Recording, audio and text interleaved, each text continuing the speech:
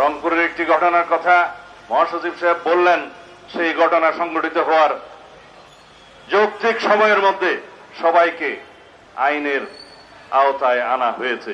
এরকম রামিসা হত্যা থেকে শুরু করে যত ঘটনা জাতীয়ভাবে আলোচিত হয়েছে বা আলোচিত হয় নাই, প্রত্যেকটা অপরাধের আমরা অ্যাড্রেস করতে পেরেছি এবং যথাযথ আইনি প্রক্রিয়ায় নিয়ে আসতে পেরেছি, আদালতের কাছে সুপর্দ করতে পেরেছি।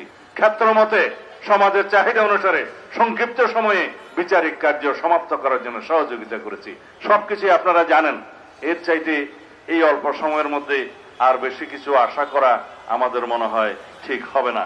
তবে ইনশাআল্লাহ প্রতিশ্রুতি দিচ্ছি, বাংলাদেশের এই পুলিশ বাহিনী জনপ্রত্যাশিত জনবান্ধব পুলিশ বাহিনীতে পরিণত হবে ইনশাআল্লাহ। অন্যান্য শৃঙ্খলা বাহিনীর আইনি কাঠামোয় পরিবর্তন আনা হচ্ছে এবং তাদেরকে যেমন অ্যাকাউন্টেবিলিটি এবং তাদের জবাবদিহিতা নিশ্চিত করা হচ্ছে, তাদের কর্মকাণ্ডের ট্রান্সপারেন্সি স্বচ্ছতাও নিশ্চিত করা হবে এবং তাদের জন্য যেমন আমরা বলি দুষ্টের দমন শিষ্টের পালন নীতি অনুসরণ করা হচ্ছে, তাদেরকে আমরা পুরস্কৃত করছি, অ্যাওয়ার্ড দিচ্ছি, সনদ দিচ্ছি, বিভিন্নভাবে পদক দেওয়া হচ্ছে ভালো কাজের জন্য, তাদের কৃতিত্বপূর্ণ কাজের জন্য। তবে আমরা দুষ্টের পালনও করব।